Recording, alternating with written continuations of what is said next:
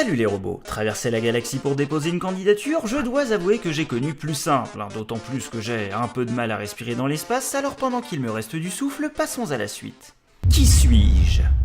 Pour me présenter rapidement, j'ai 26 ans, j'aime les chèches via Dijon, je fais actuellement des études d'histoire et je crée aussi des expositions artistiques. Je suis curieux de nature, autodidacte, observateur et je pense qu'on va s'arrêter là, car ça commence déjà à me faire mal aux chevilles. Bon, plus sérieusement, je me vois comme quelqu'un d'assez polyvalent, qui cherchera toujours à s'améliorer. En effet, réaliser des vidéos, c'est ma passion depuis longtemps, je monte sur Vegas Pro et j'apprends peu à peu à utiliser After Effects pour pimenter mes créations. Ma chaîne YouTube personnelle est en construction et parlera exclusivement de comics, mais j'ai quand même de l'expérience sur YouTube, ayant déjà travaillé comme monteur et scripteur chez Trash et pour divers indépendants. J'en viens à ce que je recherche avec vous, je veux donner autant qu'apprendre, parce que faire partie d'un équipage galactique, c'est pousser tout le monde vers le haut. J'aimerais aider les membres dans leurs vidéos, faire les miennes et diffuser la culture de manière ludique. Les séries TV, les mangas et la culture pop sont autant de sujets que j'ai envie de traiter sur Bang. Allez, j'en ai assez dit, je pense qu'en savoir un peu plus sur ce que j'aime vous aidera à mieux cerner l'homme qui se cache derrière le costume jaune. Made in Abyss. Situé au milieu d'une île se trouve un gouffre immense appelé Abyss. Cette fosse magique regorge de reliques, de créatures fantastiques et surtout de mystères, car personne n'en connaît ni le fond ni l'origine. Une société d'aventuriers s'est constituée autour pour en extirper les richesses, et c'est dans ce contexte que nous suivons les aventures de Rico, une petite fille attachante qui n'a plus rien à perdre. Accompagnée de Legu, un garçon cyborg surpuissant, elle va tenter de rejoindre le fond de l'Abyss pour retrouver sa mère disparue. Oh là là, je vous vois venir, ne soyez pas dupés par le chara-design plein d'innocence des protagonistes.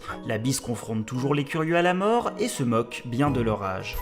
Avec cet animé, j'ai vraiment été surpris à tous les points de vue. L'animation et la musique sont sublimes à tel point qu'on a l'impression de regarder un film découpé en épisodes. Alors oui, on peut aussi se dire que la quête de Rico est très dure, mais c'est paradoxalement ce qui la rend si belle pour le spectateur, et quoi qu'il en soit, Made in Abyss est déjà classé 19e meilleur animé de tous les temps sur le site MyAnimeList, une référence qui en répertorie des milliers, et ce n'est que la première saison, vraiment chapeau. Ratchet, le Lombax. Parlons maintenant d'un personnage que j'affectionne particulièrement, et qui n'est autre que le compagnon de votre cousin Clank. Messi, XJ0461 de l'usine Blarg sur Quartu, ça vous dit quelque chose? Ratchet est un alien appartenant à la famille des Lombax, sorte de lynx de l'espace dont il est considéré comme le dernier représentant. C'est un personnage complet dont la personnalité évolue grandement. Il est d'abord présenté comme arrogant et rancunier, mais finira par se remettre en question et deviendra plus attachant. J'ai grandi au rythme des meilleurs platformers de la PlayStation, comme Crash Bandicoot et Spyro. Ratchet, qui apparaît pour la première fois sur PS2, est leur héritier direct, mais il a su me séduire par sa personnalité complexe, ses innombrables gadgets et son univers coloré. On va pas se le cacher, dans un Mario ou un Crash, le scénario dépasse rarement les 3 lignes, alors qu'avec Ratchet, j'ai découvert une histoire très intéressante et une ambiance loufoque qui n'est pas sans rappeler certains dessins animés.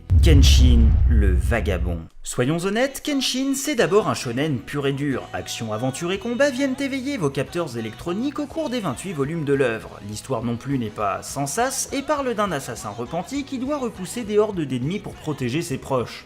Ouais. Et pourtant ça passe, Kenshin était un samouraï, mais il a contribué à mettre un terme au shogunat, une nouvelle ère émerge, et bien qu'il soit libre, il n'a plus aucun but. Il cherche alors à aider un maximum de gens sans jamais tuer à nouveau, se battant avec une lame inversée et donc non tranchante. Enfin Kenshin, c'est aussi un contexte historique très fort, et si les affrontements sont encore moins crédibles que Captain Boomerang dans le film Suicide Squad, de rien c'était gratuit, les lieux et événements sont présentés sous un angle véridique. Au final, ce manga, c'est un peu comme un miroir de l'histoire du Japon, en particulier l'ère Meiji où le système féodal s'incline face au modèle industriel. Voilà pour moi, j'espère que cette petite candidature vous aura plu et qu'elle vous donnera envie d'en savoir plus. En tout cas, moi j'ai vraiment hâte d'avoir vos retours. C'était Misura, à bientôt dans le vaisseau, ciao.